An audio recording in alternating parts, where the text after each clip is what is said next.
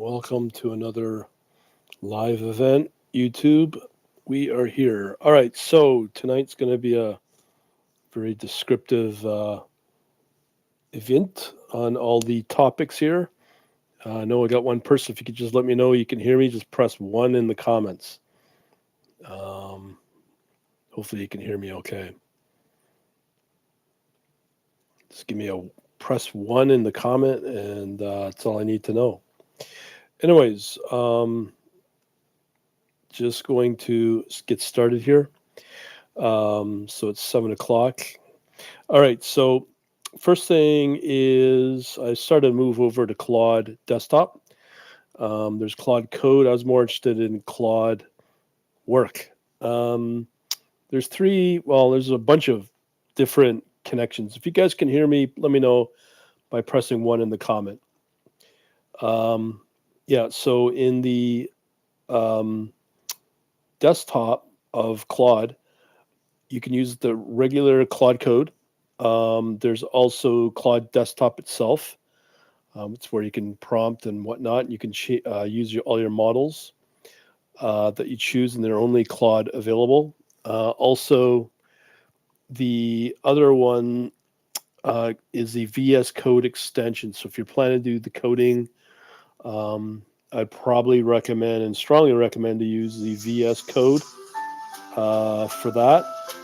And you just get better interface, better connection with the code in the VS Code extension for Claude.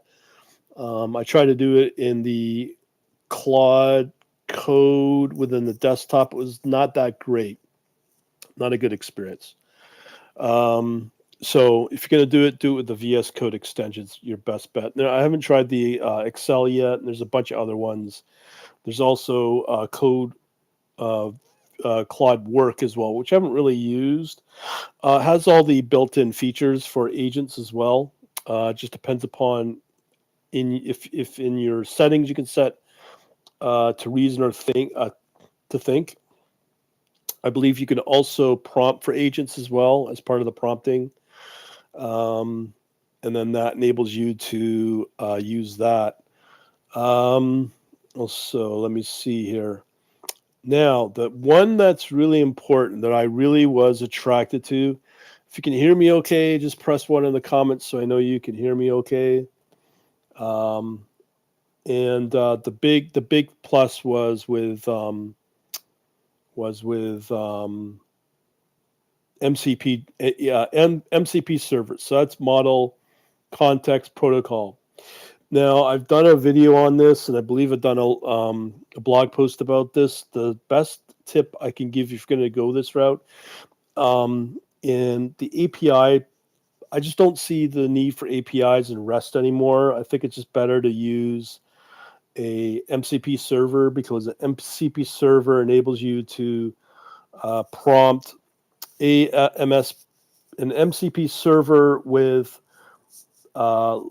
natural English, and if it depends upon the MCP, usually it's pretty advanced.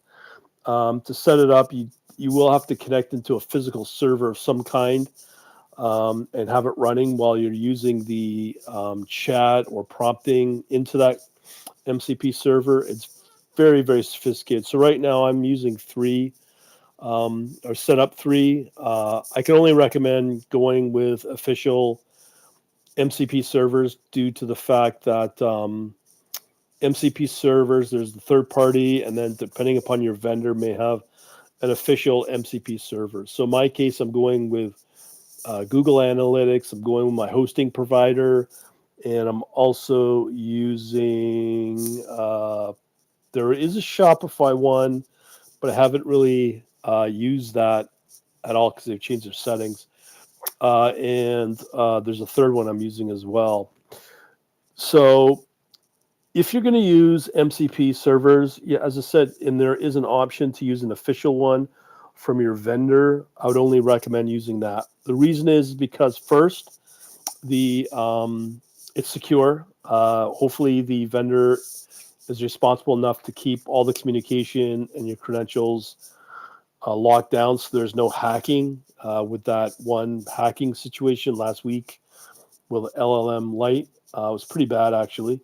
The other problem was with all the latest changes will be in the MCP. So if you're using, let's say, a third party from GitHub for a particular vendor, usually that MCP server could be abandoned. You won't get the latest features, or you're trying to access features that have been abandoned by the vendor, and you can have problems there. So that's one of the big tips I can put out there.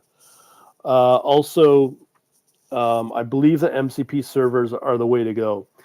Now, we had, if you're not on my Discord, if you guys could let me know if you can hear me okay on just pressing 1 in the comments, so I know that the sound is coming through. Just press 1, enter, just to let me know that I'm coming through. I'll just continue along. Anyways, regarding my Discord, which I'm pushing out now, we got just over 300 people on there. Thank you very much. I'll put that in the description, I hope. And then we had somebody wanting to ask questions about Polymarket and Bitcoin and the APIs. So I tried it out. I got the AI to write a blog about it. There's very little interest to use Bitcoin with Polymarket, but I did notice that one of the vendors with C-Line AI extension for VS Code had an official MCP support for Solana. So with that, you can get access to the full blockchain with Solana. So I thought, are there any MCP servers available for Bitcoin? And lo and behold, there was. So that's going to give you full access to the blockchain on Bitcoin. And I was pretty impressed with that, because you don't have to know a lot about Bitcoin, but you can ask questions in English once you connect into it on various things with the Bitcoin blockchain. So you can do that via AI now, and you can do that via Claude Code as well. So it's very sophisticated. You can ask it, depending upon how the MCP server is written, how sophisticated it is. You can ask questions on what kind of features available. You might be able to find tutorials. It's very powerful if you go through one of the blockchains for, as I said, Ethereum, Solana, or Bitcoin. So I would probably go that route if you want to play on the world of Bitcoin and find third-party crypto servers on the world of GitHub.